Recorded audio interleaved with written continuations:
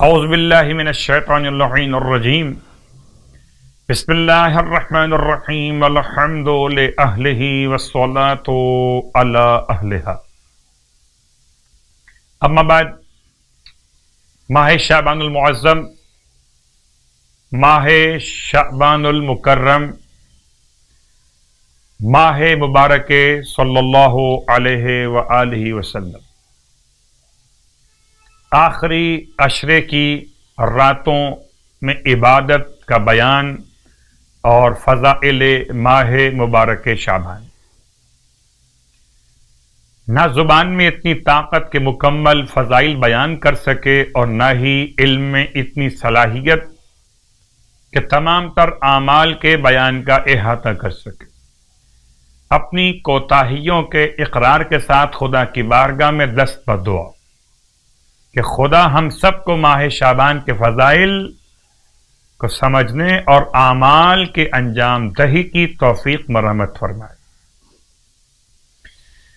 اور ماہ مبارک شعبان کی مخصوص صلوات شعبانیہ کا بالکل آخری جملہ آج آپ کی خدمت میں۔ ارشاد فرماتے ہیں مولا امام سجاد علیہ الصلوۃ والسلام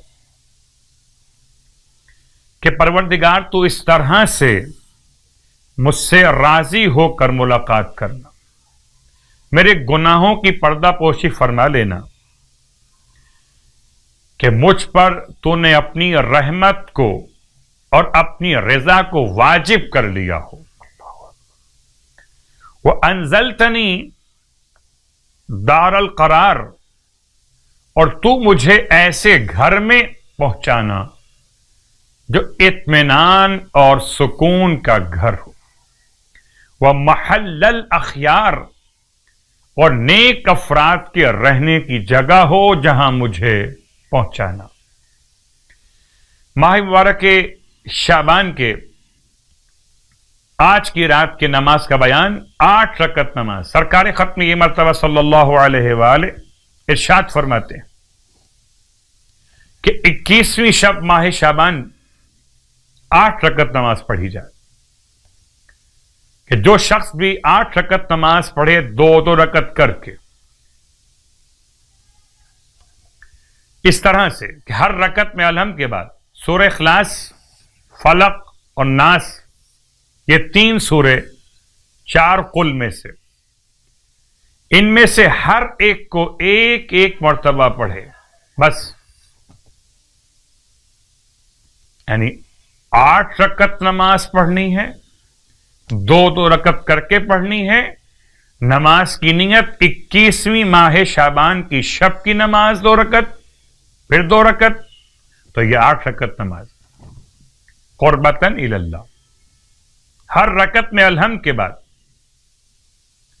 اخلاص، فلق اور ناس، ان میں سے ہر ایک سورہ ایک مرتبہ ہی پڑھنا ہے۔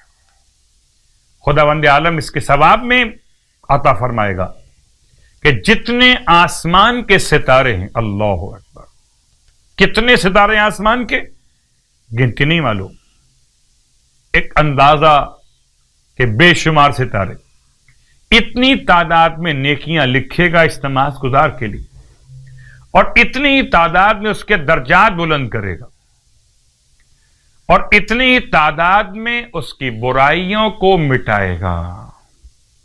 ماہ شعبان کے